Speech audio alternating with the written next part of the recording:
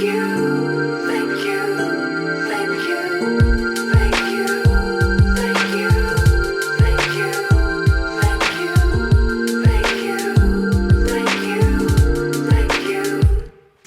was tragic. The answers to the big questions, I still don't have it. People running frantic and panicked. The heat was so hot, I don't even know how you could stand it. But you followed your training and did what you practiced. As you calmed us down, kept us going, keeping peace and directing traffic.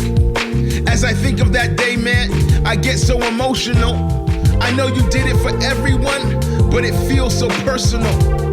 See, we survived the worst of it, and it was seen all over the news. Now we're hearing about what you've done and seeing all that you do. And there's so many words to express our hearts, and all of them would be true. But it feels like it's not enough for us just to say thank you. Cause you put yourself in danger just to keep us safe. When people were losing their mind, you helped give courage and faith. You were telling us to go, knowing that you still had to stay. And when we couldn't get through the flames, well, you helped pave the way. You work yourselves past the point of exhaustion, day after day after day.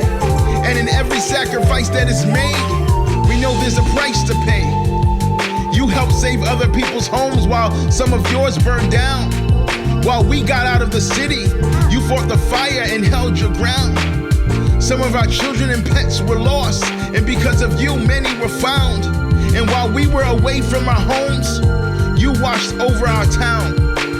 What our city experiences more than we could ever fathom. And what you had to endure is beyond what many of us could imagine. While we were scattered throughout the country, displaced, anxious, and alone, it was an amazing sight to see you waving to us on the bridge, welcoming us home. To all the first responders, forest firefighters, and pilots of the water bombers, to all the emergency services and staff, and those people helping us deal with the trauma, to all the government and city officials who let us through this time, and to all the faceless and unseen